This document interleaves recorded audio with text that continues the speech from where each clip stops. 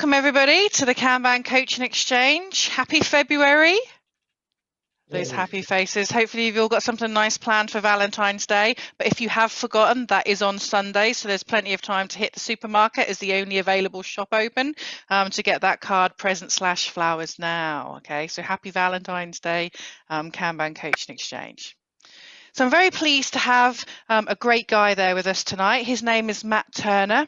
I've always seen Matt's videos online and LinkedIn, so he's got a very kind of like active social following and posts lots of really great content. But I first met Matt a couple of years ago when he was doing his trainer with us, and boy did we put him and a few others through the ringer. But the good news is, you know, Matt is the real deal. He's a fantastic trainer. He's got great knowledge and he's great experience from applying Kanban in lots of different industries.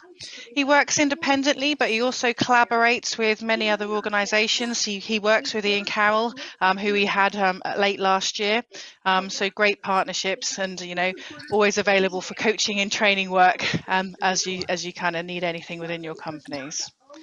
So without further ado, I'm just going to hand you over to Matt and just dive straight in with tonight's talk, Kung Fu Kanban. Take it away, Matt. Brilliant, thank you very much. Lovely intro. Hello everybody. So what I'll do, I'll just share my screen now. I'll get these things up. I'll have to make sure that I share sound also, because as you might imagine, there's a little bit of video happening with this. Have I shared the right screen? I think so. Can you see Kung Fu Kanban there? Yes. Yes, brilliant. You can see a picture of our hero, Bruce Lee, hopefully. Yeah. So let me just see, can I click up and down? I can do that. Right, super. So if you want to follow me or know where I'm at any point, you can see there on the top left-hand corner, at Turner M Around or at Turner Around is what I go by. I mostly, as Helen said, post on LinkedIn. That's my favorite social media. I do a little bit on Twitter, but I do find, and you'll probably, you know, witness this tonight, that I am a bit too verbose for the limited characters that you can get into Twitter. I like to talk. I like to go on a bit, drone on. So yeah, find me on LinkedIn, where I post a lot about my experiences, and sort of my angle is just to share with people what I'm doing, and I suppose, and if anyone benefits from that, then that's brilliant. And this, I suppose, this is what this is about tonight as well. I've pulled Kung Fu Kanban together because, I every now and again I'll bring it out and share it at lunch and learns when I'm with clients and so on. And I've done it at only a couple of meetups, so I was delighted to be able to come along and speak to it here as well. But what it came out of was I'd noticed over the past couple of years that things like, you know, imposter syndrome is something that gets talked about a lot. And I'd noticed a lot of this in coaches that I've been working with and working alongside, and sometimes it could raise a lot of anxiety. And those people, some of them, you know, I would look up to and think, oh, these people are ace. I know they were absolutely ace, but a lot of them had this anxiety about, how do I prove to the people that have asked me to come into this organization what value I'm delivering. And it struck me as odd the first time I sort of got into that conversation, but the more often I had it, it does seem to be something that's a theme that comes up time and time again, and it fuels imposter syndrome and so on. And it feels like, without like having that credible response at the tip of your tongue, and how you do weave into the how you contribute into an organization, it can cause a lot of fear, and with fear comes anger, and with anger comes conflict. And so this was it was a bit of fun, it was a bit of fluff really, but it's got a serious undertone. And I pulled this together really to sort of say to people, there are ways of convincing, of building trust, of showing people value, so that it's irrefutable, and then you can put it to one side and we can dispel that conflict. And that's why sort of really the reason I landed on this was one of my favorite scenes out of one of my favorite films, where someone who we would associate with a lot of fighting talks about the art of fighting without fighting and dispelling all of that sort of violent stuff. So let's plow on. What are we sort of talking about?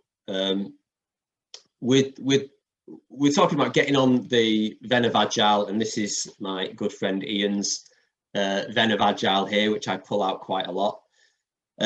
So we're talking about where to start to dispel that. Where's the best place, I think, for coaches to be able to say, where am I making an impact? And agile coaches using Kanban, and that's at this point here. Basically, I think there's a ripple effect. It's just, for me, it's a merry-go-round. It is cyclical. It goes round. It's like, where do you get on? You're going to end up impacting all of the other parts of this Venn diagram. But where I think we can focus in order to dispel that conflict and get into a virtuous cycle of conversation, and dampen the fears.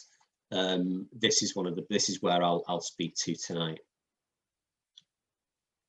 So, for the purposes of this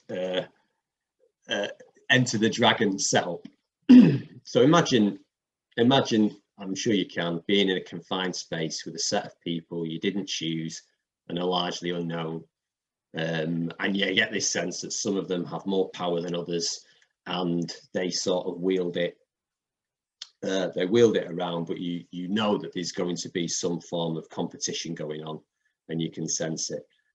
That's pretty much like any workplace environment.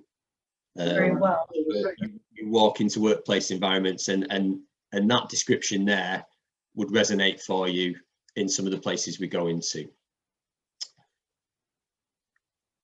So there's a little scene here, and there's a bit of a setup. So so what we've got here is we've got everyone's on their way to Hans Island. I suppose first off, and I can't see the full screen, so maybe I could make this larger. We have like a show of hands.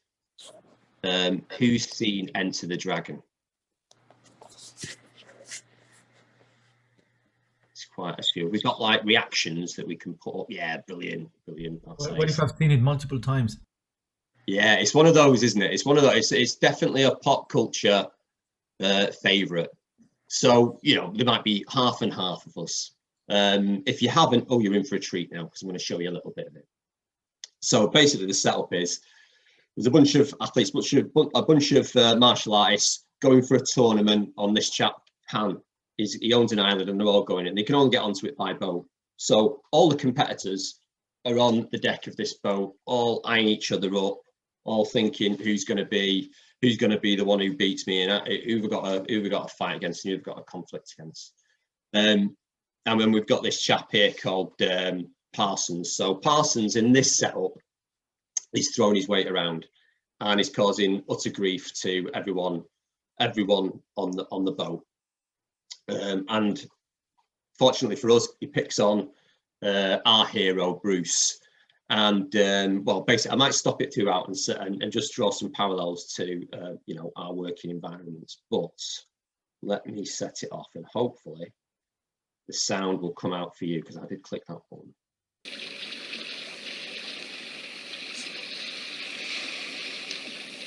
So he's roaming around. He's like, many influential people in an organisation, baring his teeth, flexing his muscles. There's some people who are frightened of him. Then, as coaches, we might get a bit of grief because we are conspicuous. Bother you? Don't waste yourself. What's your style? My style? You can call it the art of fighting without fighting. The art of fighting without fighting? Show me some of it. Later.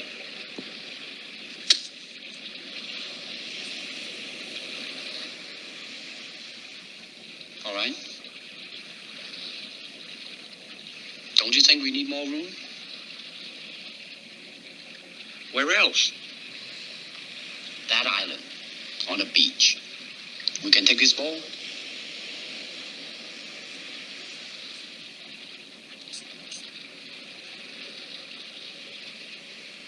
Okay.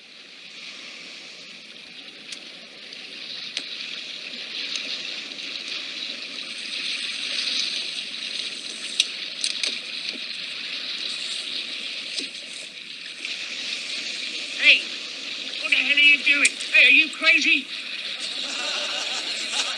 Pull me in. Pull me in. Don't try to pull yourself out. Get me out of this. Or I'll let go the line. What's the matter with you kids? Come on, pull. I'll help you when I get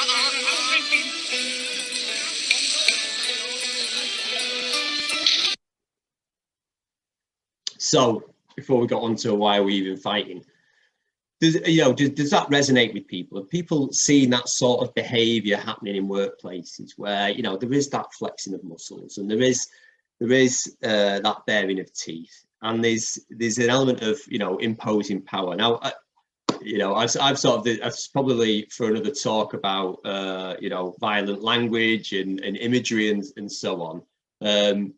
But, I get that sense that it does happen, that people are like that and people behave like that, and that's power plays and all that sort of stuff. And, clearly, if you know Bruce Lee, and you probably know of Bruce Lee, whether you've seen that film or not, pound to a penny, that Bruce Lee's going to end up triumphant in that whole thing. So this person at some point or another is going to be bested by Bruce. Does he flaunt that straight away? Does he crush that person who's behaving in a weird way? No, he doesn't. He doesn't try and win it over. He doesn't try and crush them into the ground. What he does is he uses he knows his power. He uses his expertise. He's not here to fight someone just for no reason. So he puts some distance between that person and himself, and he puts some distance between that person and the rest of the people, the innocents on, just going about their business on the boat. So these next few slides and the conversation that I'm hoping we have over the next half hour or so is how do you put that distance? How do you insulate from some of this aggro in the easiest possible way without trying to draw yourself into any fights? How do you make it irrefutable? How do you make it such that people stop and consider what they're doing? And like Bruce there, and then how do you sort of take that, put that power back into the hands of the crew, of the innocent people, of the kids going about their business, and what are the few things? So not a lot of this is groundbreaking stuff, but as I was saying earlier, some people who are very, very capable and very knowledgeable about this thing are often tripped up by some of the simplicity of what we can do, and that's one of the things that I love about Kanban. So what I'd like to set up is what do we think, why are the sources of those fighting? What's the sources of that grief, of that conflict, from your perspective in organizations that you might work in? Forgot the chat open. Just throw things into the chat if you like. I'm sure Helen will help me see them. Yeah, so we've got something to prove, power, idea fights, sphere of transparency, insecurity, lack of ability, power, progress. Oh, they're coming thick and fast. Market pressure, ego, lots of stuff coming in. There's lots of stuff. Yeah. So all of those I've seen, and some of those are symptoms, and some of those are like a secondary emotion to that thing. That I've noticed that seems to cause this conflict, and you might recognize it when we now go on to like the following slides. So I think that the cause of that is that it's a lack of trust.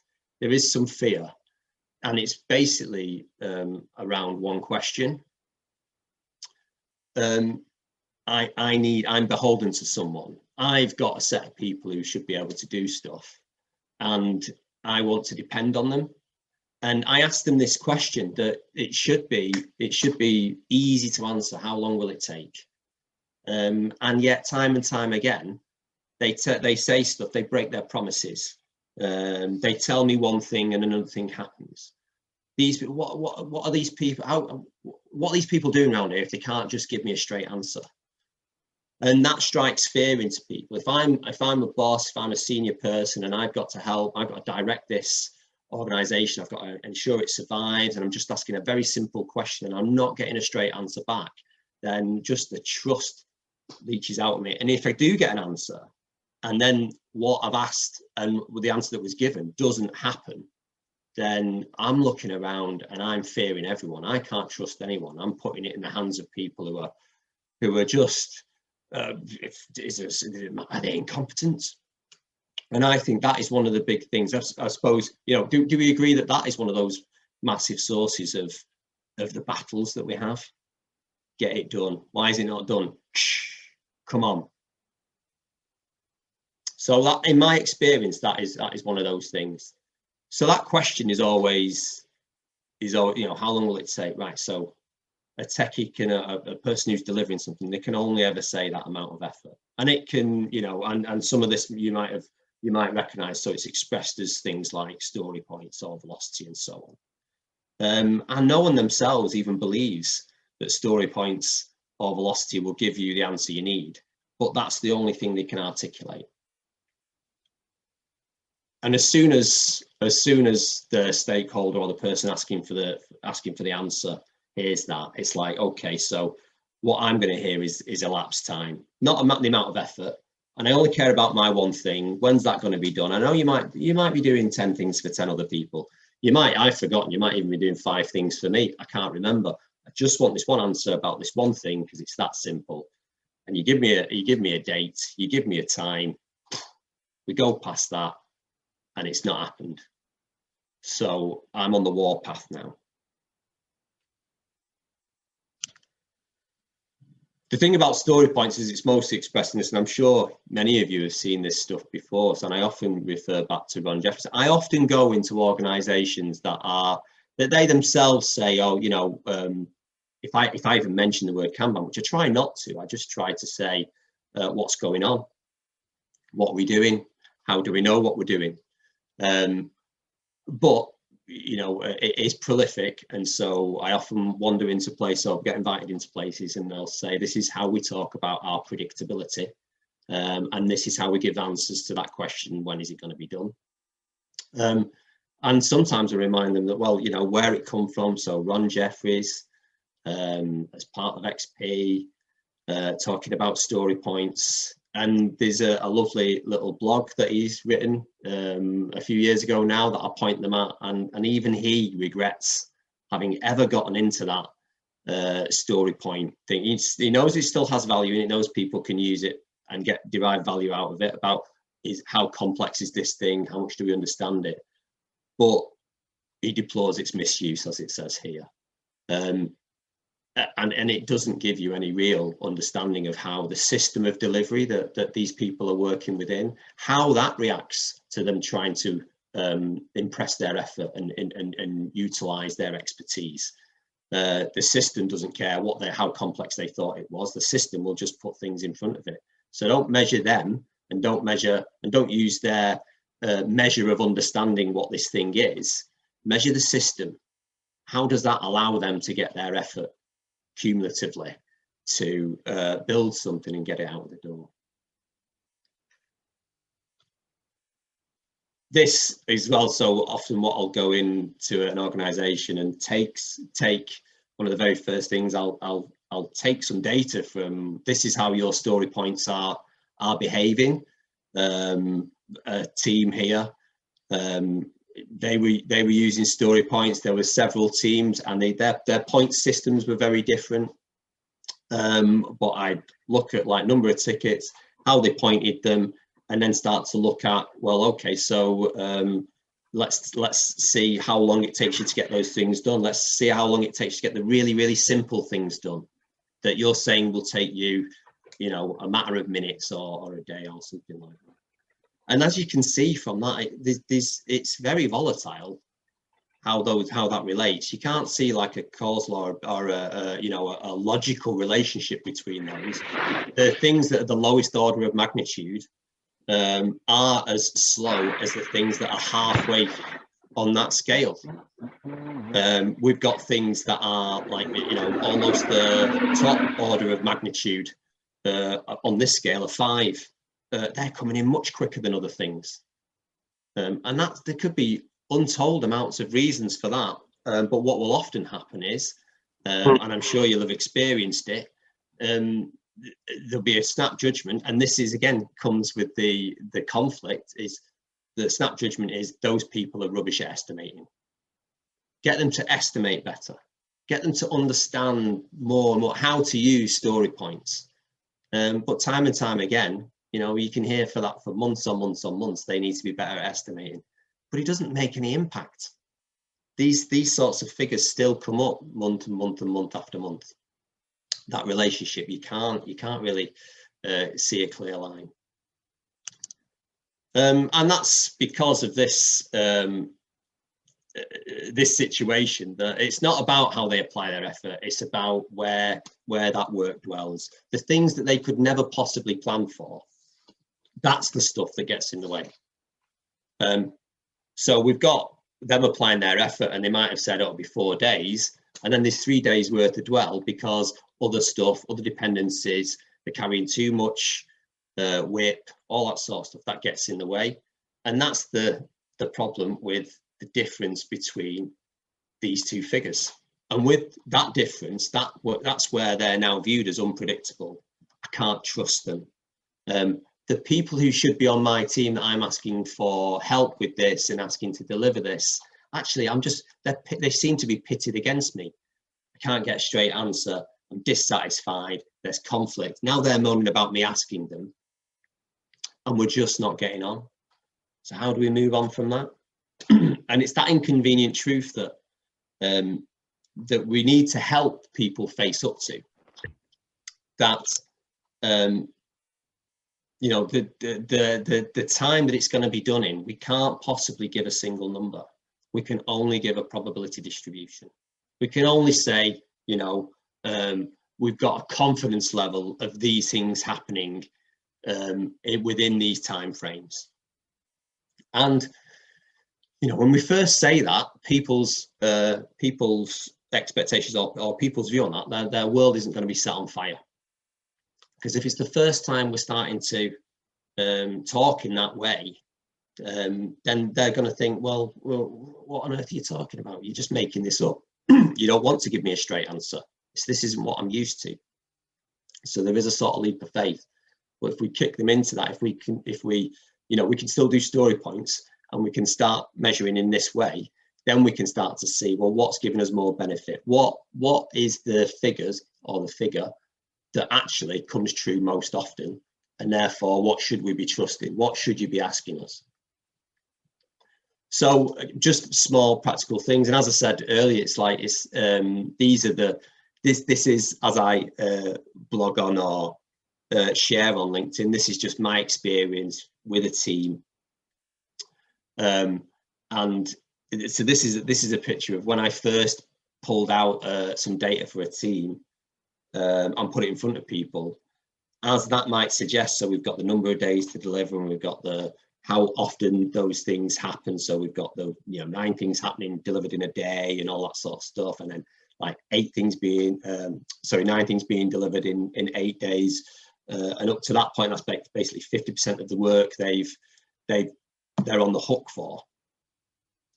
But they're working, we're working Scrum. We use story points. So they themselves had an expectation that they deliver every 2 weeks. Well, we deliver in sprints, so we deliver every 2 weeks. It's like, yeah, and you are seeing that, and that's your lived experience. But you don't deliver the things from 2 weeks before every 2 weeks. How long has that stuff stayed rattling around inside your system of delivery. And when someone asks you then, so how confident can you be of giving them the correct answer? What you've mostly been doing, and what these this team were doing, is they were sort of saying, well, we've got stuff there being delivered in 8 days. You know, we definitely deliver stuff in a sprint. And you know, and it's about a sprint and a half, and we start getting stuff out. So it's definitely within a sprint. But if they said 8 days, that's only 50% of the time they would be correct. And 50% of the time, they're letting people down. They're breaking that promise. So it sort of rings true. When I first showed this to this team, they were like, "That's what on earth? How have you got that? That's not how we do it." And it's like, yeah, but it matches the experience that you live in, because people are always seem to be dissatisfied, and you're not getting the stuff done in the way that you said that you would. So once they were able to say, "Oh, right, yeah, we look bad, and those figures don't set our world on fire, but it seems true. It seems trustworthy. It seems like I can't really refute it." The interesting story about this one as well is that this organization that I did this work in, they create software for scientific instruments. So they build software that graphs stuff in almost that very same way. So you can imagine, and most of the team had several postgraduate degrees. A lot of them were doctors. You can imagine the debate we had over things like that data's wrong. How do you know that data is of a good enough quality? Because their lives were all about, you know, it's got to be very right, because this might be about active ingredient within a pharmaceutical that someone might take. So theirs has got to be to the very, very, you know, nth degree correct. Whereas I was sort of saying to them, like, there's a couple of things that are irrefutable about this. One, I didn't go down the road to someone else and pull it out of their enterprise management tool. I got it out of yours. You told me where to get it.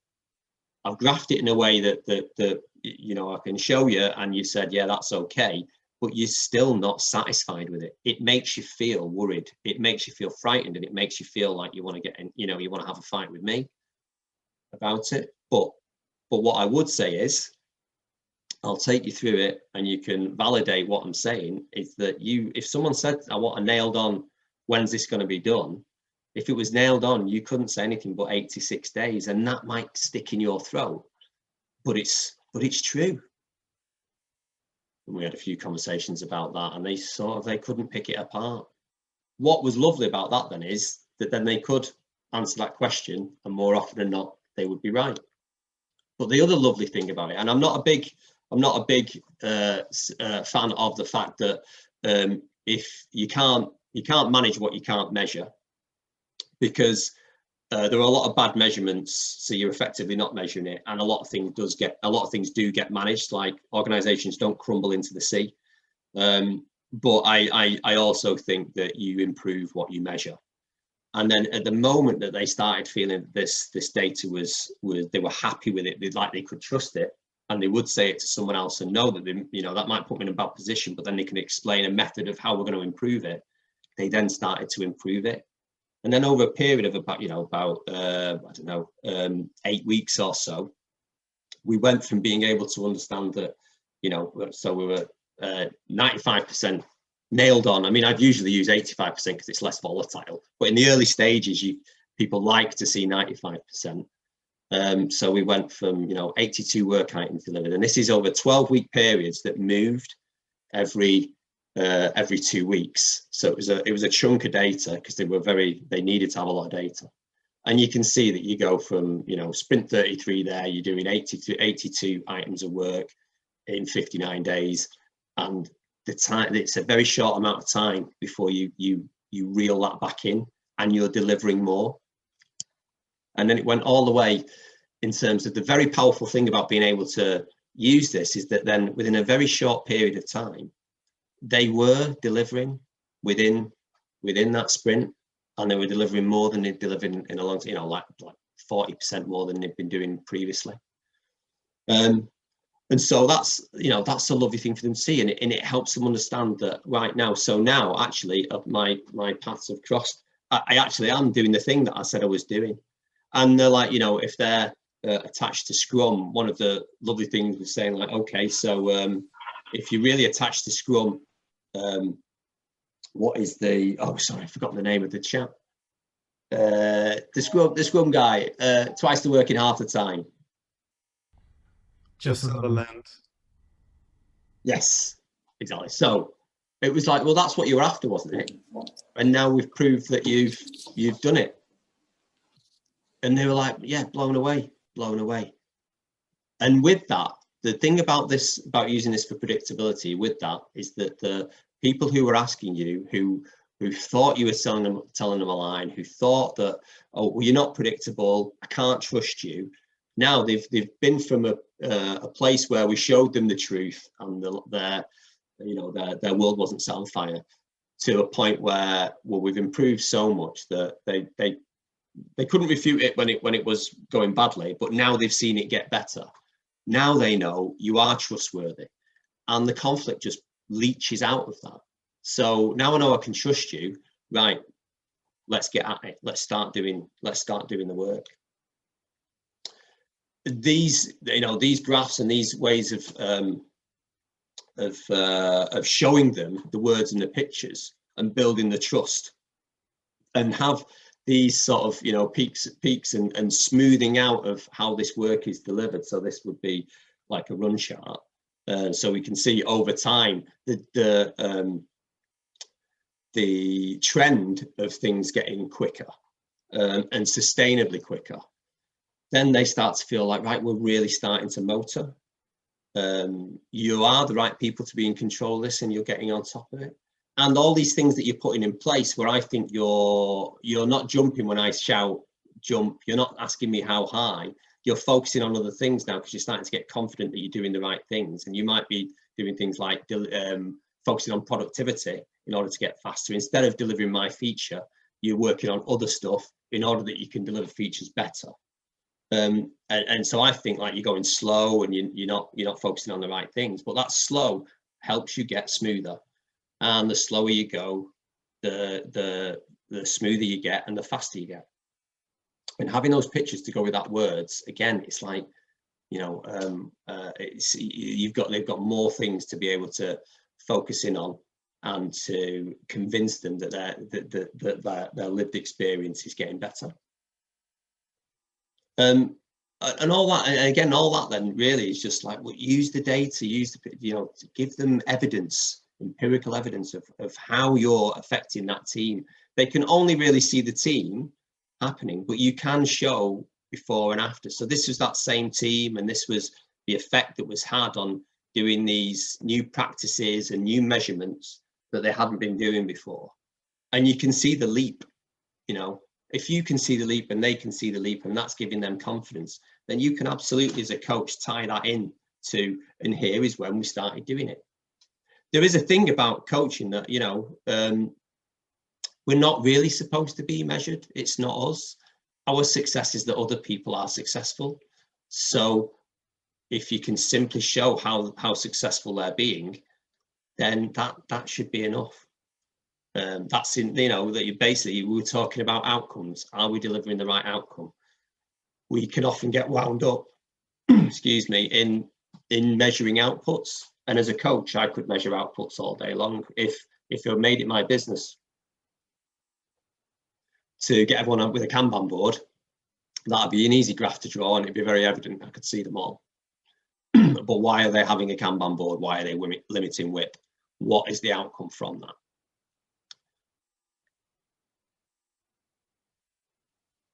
So another little call back to Enter the Dragon, Lau's time. So, you know, we can get caught up in these graphs. We can blind people with science. But we need to understand that, again, if we've gotten their attention by doing this, it was emotion that ruled the conflict in the first place. That fear, that not knowing, that not being reliable, it was all about emotion. So we need to carry on. We need to remember that that there still has to be emotion in this. We still have to appeal to the emotional side of people. they can get very frightened by the fact that, you know, and especially as I was saying in a scientific environment, that if I'm trying to battle them with science, well, they're gonna, if they've spent like 20 years in and out of university, excuse me, and I come and something that they feel they know about, and I start to put the cat amongst the pigeons, that's going to create emotions as well. It's not going to go well, and they're not going to continue to listen.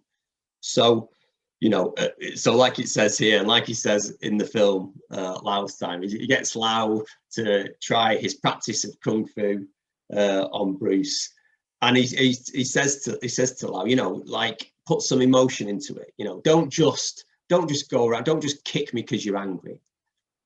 Kick me because, you know, you want to get it right, because you want to feel it right. You want to feel what the power in you, and you want to, you know, you want to connect with me. And he does it right, and he says, you know, so what do you think about that? And he goes, oh, let me think. And it's like, don't think, feel it. I often quote Maya Angelou, that all this stuff that we do as coaches and all the stuff that we can bring, it's not about what we say, and it's not about what we do. And one of the outcomes we need to be attuned to is, as Maya Angelou says, it's not about what you say, and it's not about what you do. It's how you make people feel. And everything that we do can be very powerful, but if they're feeling the wrong thing, then that's a risky situation to be in. So Bruce says to Lau, don't think, feel. And it's a bit like the finger pointing away to the moon. And Lau looks at his finger and he goes, hang on, Lau, stop looking at the finger or you'll miss all that heavenly glory. And again, you know, it's not just about having Kanban boards up. It's not just about producing that data. It's understanding a narrative that it's understanding what you can do with it and what situations you can make easier for people. So at the point where you're switching them off with data, then wheel back and remember to understand what it is that they're actually after, what is making them fearful, and therefore what is making them have conflict. And try and give them that sense of bringing them closer to the team and showing them what the team are doing. And, you know, once you've got their attention with that data, then it's about everything else that you can bring to it.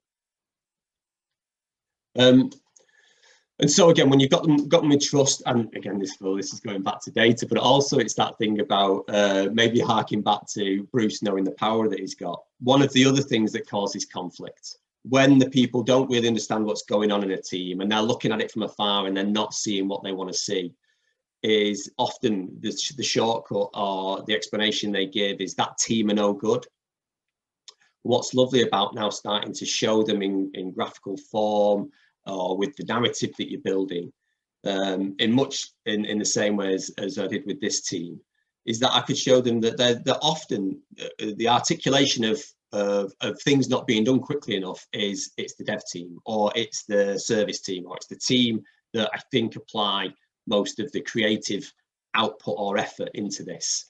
And you can start to see by measuring the different stages and the different lead or cycle times through that actually. And what we often go into organizations feeling is I bet the bit in the middle, I bet the bit where this team are you know, the ones that have got the whips cracking, I bet they're actually the fastest part of this. And it's really lovely then to be able to say that, like, you know, that even in this short period of time, that from sprint 33 to sprint 40 or whatever it was, look at how much better we've become. But we shouldn't keep polishing that. We shouldn't keep optimizing that part. We could use this stuff, if you now believe what we did, in order to optimize it. But look at where else there is to go. In this situation, I didn't have actually a start time for that timing funnel. I had an artificial one where it entered a system that I could get a start time out of, but I knew that part, the yellow part on these graphs, started way before. But what it did do with these graphs, it showed people the green, which is where you have me working with the team in order to optimize that flow. That's clearly not your problem, but you've seen us improve it there. Maybe we could apply the same way of thinking upstream and downstream. So again, it's like understanding how can you understand, like, yeah, I know you're dissatisfied, and I know you're emotional about this, and I know you're fed up with it, but you know, focus in the right area. And let's, you've seen us get better in one place, so we've now got the means of getting better in other places. So let's, you know, pour that emotional content over to somewhere else and run towards that and go, well, how can we help you? Because a small amount of effort in the green is not going to create much of an outcome, but the same amount of effort in the purple could. And then another part of it, a simple, and this is debatable, I think, in some places about how good MPS was. But also, I sort of say to coaches, you know, if you're worried about what you're doing, ask whether people, if you're worried about the impact you're having, just ask them how good this stuff is. Generate some data about yourself. And this was just a quick survey monkey. How do you feel about it? And it was lovely. It was lovely. There's a little thing there about answering. So there was 11 people who should have answered. I only got 10 back. I got a bit, well, it was nice, you know, it was a nice amount to get back, you like, whatever it is, 89% or whatever. But the other one person that I thought, oh, that person's not going to come back to, they couldn't work the survey monkey, so they sent me an email. And I thought that was even lovely, because I thought that person would just not participate. So that was a lovely surprise. But again, that empowerment, that trust, that understanding, that knowing the fact that then they could act on the system and make it better. I thought, you know, it's pound to a penny, they're going to enjoy this, and they would have other people do it. So, you know, it wasn't a surprise when that came back. So yes, there is no I. I'm not sure which order my slides are in now, but there is no I is another scene in the movie. And it's also something we talk about a lot in terms of there is no I in team. And again, so when you're pitted against someone, how do you make them part of your team? You know, if there's a conflict going on, you're the they, and they are the we, and you're their foe at this point. You're their opponent. And there's so this again was one of my experiences in a lovely little story that I was working in an organization where I was working with a team that was looking after a COTS off the shelf, configuring a system, and a lot of that team had come from the business over a long period of time, and they obviously sort of went into IT and were configuring this team, and there was still a team in the business, or in this organization it was called the service because it was a local authority. And there was a lot of dissatisfaction. And when we first started this is a bit scruffy. Obviously, this should be a better interface really into that service. But the pink stuff was mandatory stuff. It was a financial system. It was all about end of year, end of month, and all that sort of stuff. And the blue was elective, like would deliver a better capability in the tool. And when I first started with them, there were no blues on the right hand side. There were no blues being done. It was all pinks. It was all mandatory.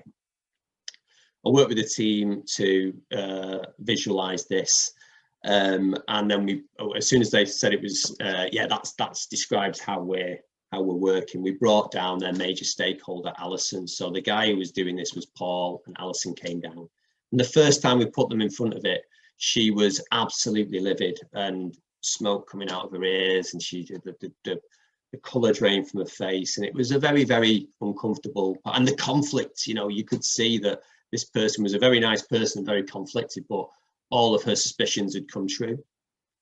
And it was a very stilted and a very awkward meeting. And she went away, and then the head of IT was there, Phil, had witnessed it because it was the first time we were using this outside of a software delivery team. And we went back to our desks, and he said, "Matt, what have you done to me?" And I went, "Well, what did you think she was going to do? You know, it's the first time actually you've been truthful with Alison, so she wasn't going to like it. It didn't set her world on fire." She went away. I said, "But she's already accepted the invitation to the next time." And what was lovely about that period of time between when we just seen her and the next time, when she came back, what she started to do was she'd gone back and she started talking about this situation back in the service, and she started to uncover actually the service people, because these people in IT used to work in the service and they were probably like the best people and the most knowledgeable, they were just feeding work in before they should have done. They could still do it, but so could the IT team. So it was getting in the way of the IT team being able to do the work only they could do. And then this thing about there's no I in team, and how teams are built by being able to understand this stuff, by being able to see it and get at it, is the next time Alison came down, she took about 10 things back off that board and went, well, my team can still do this. And that created those gaps that then could be filled with the work that she needed doing, and this team could then see the wood for the trees. And I think, you know, it's one of those things that have to be said, these simple things about how we influence teams and deliver for teams and contribute to the teams becoming teams, is that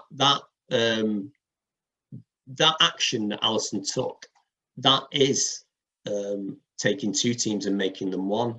It was an act of love. It was an act of, I'm going to take that back because I care about what you can do, and I'm going to make sure that you are doing the right things for us. And it feels like, you know, the other part of our team have let you down and have overburdened you. And the fact that then, you know, so Alison saying, I care for you, I'm going to do that, take that back off you. And then what happened was that a lovely moment that then Paul could turn around, who looked after this team, and say, you know, immediately what he wanted to do was bring in more of the mandatories. So, because I've got some capacity, so I'm going to get more of the stuff that I need to do done. But like, then he sort of said, like, oh, hang on a sec, like, why don't we do half and half? So you're now getting some of your blues. So then it became that virtuous cycle again of being, and it just takes, the conflict just goes out of it by people starting to care for one another and people starting to look out for one another. So another quick interlude. What have we learned?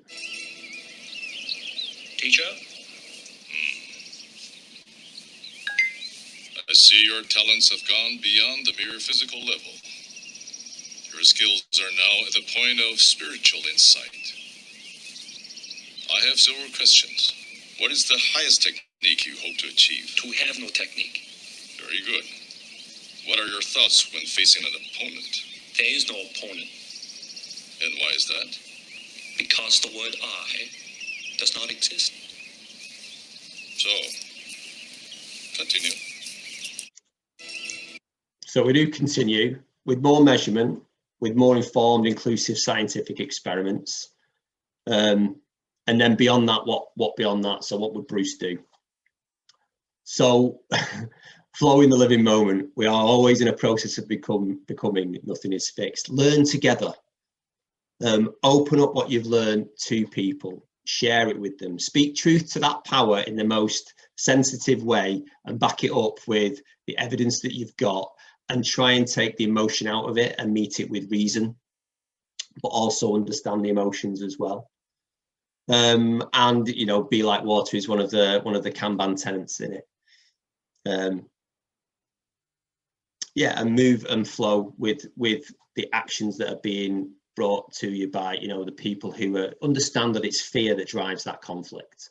The fear of not knowing, the fear of not being able to trust, the fear of the fact that it puts them in a risky situation, and help that, speak to that. So just a few other things about then, what are we measuring and how can we allow them to, how can we allow people to, how can we show them the measures that are going to matter to them? And that we're not targeting, because targeting can also cause some of the conflict. And some of the frameworks that I find very useful. So Fit for Purpose by David Anderson and Alexei Zegloff. OKRs as well by John Doerr. Sooner, Safer, Happier gives some fantastic measures to take and to use with people that are more aligned with being able to describe outcomes rather than just outputs that people are, you know, like the velocity thing, that are just, you know, up for debate too much. And a few other things to think about. So yeah, so beware of turning those into targets. That will make people behave badly. And we will start lying to each other, and that lying, that drains away the trust, and that's where the conflict comes in. good Hart's law. So when our measurements become targets, we start to put that distortion into place and start to lie to one another. And see all of these problems that we see in front of us as the good work. The fact that we've got, you know, bad measurements, okay, that's the first challenge. Do we truly believe it? Well, let's get something we can believe. Let's not hide it because it doesn't say what we want. And, you know, that's our first impediment. Then win the trust, then see what else we can do. But the impediments of the path, don't run away from them. Don't run away from the bad news. And really, really do seek out the people who are, if there's a conflict there, then it's because there's a problem. So try and solve that problem. And again, we get onto the virtuous cycle. And it's all learning. So, you know, it is about being creative, but creative, you know, it's not all just about, oh, we're just going to go and try some things out. We need to know, we need to have the empirical data, the mundane stuff. It's all like an accumulation or an aggregation of lots of little things that we do. So choose which ones we're going to do by, you know, using these measurements to see whether we're going in the right direction.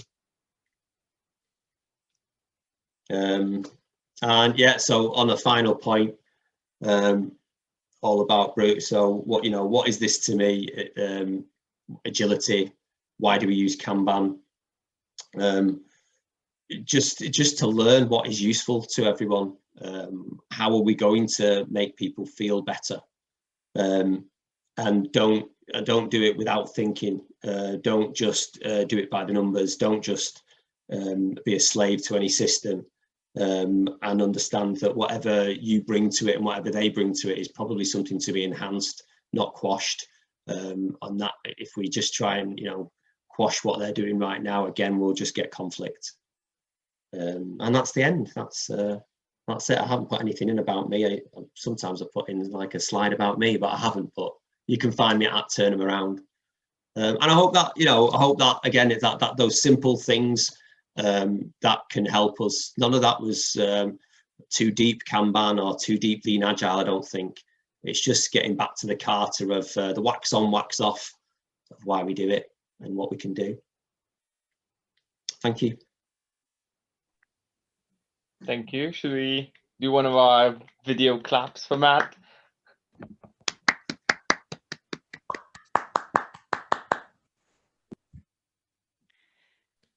All right, I collected 2 questions from the chat. Feel free to ask more questions as well. So the first one comes from Dill, which refers specifically to the charts you had with the lead time. So he says the improvement made over just a few sprints was incredible, but I assume it wasn't just because you showed the data. Can you share how you helped the team improve? Yeah, definitely. I'll stop sharing that. So yeah, so it was an aggregation of a lot of different things. And so I'd say the root of it was showing them the data, the root of it. So prior to seeing what they saw, like the bad news that was the first graph, and they had to go through that period of saying, this is no good and that data is rubbish and here's the reasons why. And, you know, one of the first things would be things like when you show that graph, and this was lovely in a room full of scientists, they would say, like, you know, we can't trust this. And then the first thing would be is like, we don't press start when we actually start, and we don't press stop when we actually stop. And again, this is how simple it can be and how effective it can be. And it's like, yeah, brilliant. Okay. That's improvement number 1, isn't it? Because I don't think you have to have permission to press start when you've started and stop when you've stopped. But the fact that you're putting it into an enterprise tool and you've not got that discipline, the people who gave you the enterprise tool also don't have to ask your permission to take that data out and use it in order for them to build a picture of how you're performing. So let's agree to start and stop in the right way. And any little transition that we've got, let's do it at the right time. And you'll often find that people, in order to survive, because there's a crack of the whip, those are the shortcuts they take because they think no one's going to look at the data, because they think also there are just some of these metrics which are about things like, oh, we think it's a 10 point or a 3 point or a 8 point, or that's the stuff that matters. And even inside it kills them, they know that doesn't actually matter. So it's like, okay, well, look to what you've got, do it with diligence and discipline, and then it becomes a very, very powerful thing. So once we showed them that, then actually they started to understand, well, why is it like that? Why is it so slow? What can I affect to make it faster? What can I affect to make more things go through in a quicker amount of time? It's sort of, it was that thing about a measurement, you know, whilst they don't need it to manage, it does make you improve. I mean, I don't know if you can see my bike in the background. You know, I've signed up to Strava, and just seeing how well I'm doing on Strava makes me think, I wonder if I could get better. And I should naturally do it. I think we naturally like to improve ourselves. And if we see something that we trust, this is how good we are, then we'll go, well, I'll go one louder. I have to say, I'm very happy that you mentioned Strava, because the other question was from Shala, who asked, it's like, what tools do you use to monitor the performance and to create those graphs? Yeah, so I suppose it's quite pertinent to so I was hoping for it to come across like you can go in anywhere and you don't have to be beholden to anyone. You don't have to, you know, have any, I'm tool agnostic. What I would say is, I'll point to, you know, to my pal Ian there. There's some great tools on Solutionair's website. I'll point to Troy McGuinness. There are some great downloads and tools you can get off him that are just spreadsheets, and there's no like formulas in there. So there's no like macros in there. It's just formulas and stuff like that. So being tool agnostic, it's just a case of the things that you can do with either just you've logged start and stop times, or you might have got them from the tool, you've downloaded from the tool that they use, and just whack it into a spreadsheet and pivot and do a graph. It can be very, very lightweight. On the flip side of that, there are some loads of lovely tools out there like Nave and Actionable Agile that can do loads of lovely stuff with the data that you get out. I think one of the things I'd say as well is that, and don't let it put you off, that if you go into things like, for example, like Jira, you know, and Azure DevOps and so on, it's like, it's horrible to get stuff out of them, and it's horrible to get stuff out of the UI. So, but everything, you can get all the date and timestamps out that are useful for this out of the API. So go there first and just get a lot of stuff and play around with it. Brilliant. But I can 100% vouch for like extracting data out of Jira. Jira might not be great, but their like logs are excellent, I have to say. Yeah. Any other questions live now? I'm not going to read them from the chat, so if you've put one in. Okay, I see another one from Urko, I'm going to say. Any advice for helping a team leader not ignore the team's board? So the reaction he got was, yeah, I looked at it, but it was overwhelming. Why do we need to use a board? A board, like a Kanban board. I'm imagining that that's what he meant, but feel free to clarify if you're still on the call. And is that the team don't want to use a physical board, or? So I think this was specifically the team leader not ignoring the board. Yeah, this basically because of the current Corona situation. This is a team that had to quickly jump onto Trello, and basically decided to start using Kanban right when the Corona situation hit. So Trello was the most convenient to have low friction. Yeah, I suppose so. When I'm if anyone ever has a problem with using that graphical or the visualization, and they don't want to have conversations around it, and that can be a problem. What I try, I mean, this is like, you know, through all the Agile practices, at least somewhere in one of the principles or so on, there'll be something that talks to courage or respect, or that sort of human emotion or behavior. What I would do is summon the courage and say, I can't have a conversation about the context of you wanting something out of me unless I can show you the, you know, the context of all of the other stuff that's going on at the same time. And do that, you know. Hopefully they're willing enough to keep you safe enough to say, you know, I can't have that conversation because there's so much more that's easier to tell. It's easier to help you understand what the situation is if we have this conversation in front of the board. Because these visualizations and the graphs and so on, the reason we produce them, the reason we put them in one place so we can put people in front of them is that they do a lot of the heavy lifting. You know, they're the things that we can go into a room, we can have a conversation in a narrative, let's try and express a narrative with someone and tell a story.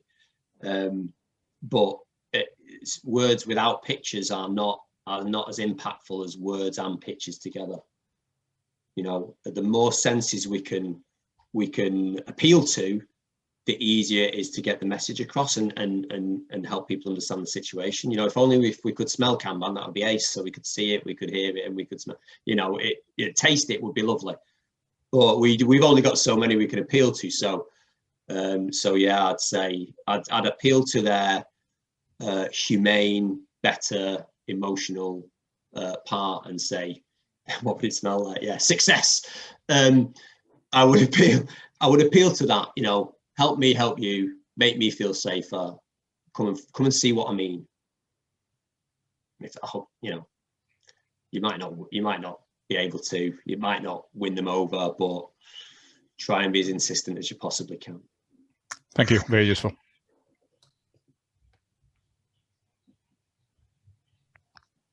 Any other questions? I have one, if that's all right. Okay. Hi, Matt. Hi, James. I feel like this is a silly question, but I want to ask it anyway. So I used to work at a place and we didn't actually have any boards in manufacturing at all. And obviously I use a board every day, like software, great visualization, we talk about it every day. But yeah, that team in manufacturing was ranked the best manufacturer of the year in the whole country. It was a very efficient team. So if I was to think about, I actually posed that question to our head manufacturing manager, and it was on our roadmap to actually eventually do the full Toyota system, have the Kanban boards and visualization. Never quite reached that. So I'm just taking a step back. Actually, I mean, when we're working in software, we've always got that board there, whether it's in Jira or post-it notes. I mean, how much of a difference do we think it actually makes? Actually, just having the board. Personally, personally, I think it makes a massive difference. But you know, if you haven't got it, so if you don't have it, or you don't have people who will go to it, or will, you know, we're in a virtual world now. So one of the things about being in a virtual world that's so lovely about anyone else is, like, it used to be that you might have important people would summon you to a room where you couldn't show them the thing, like the physical board or whatever. You might be able to get Jira up, but it's not as, it doesn't look as nice. But now we're in a virtual world. You can put them in front of anything without any, they don't have to walk anywhere. You can just click a screen and you've got a mural or a Miro. So I think our barriers to entry on that have diminished massively. So we have much more opportunity. And so, but the thing about it is that you don't need, I think what you do need is you need some of that empirical evidence. And that's why sort of mostly on this deck of slides here, this story, hopefully I've told okay, is that it wasn't about Kanban boards, it was about the effect of Kanban as seen through data. And usually, you know, management teams, they like to see a bit of data, they like to see a dashboard. So this is just putting different things on that dashboard that will calm the nerves. Won't necessarily, like I say, at the very first point, it won't necessarily make them feel any better, but they might like think, wow, no one's been this truthful with me before. So now I've got a level of, go on, what are you going to do about it? And it breeds the trust. So boards, yeah, boards are amazing, and boards can really help you tell the story. But I suppose if you're not doing it at all, the data can first. The data can get you their attention and calm them down and get their trust. And then maybe from there, you can say, come and see how I'm managing that work visually. So instead of getting the output from in the data, come and see it in real time on the board. That might help. But yeah, I do think they matter. Thank you, Matt.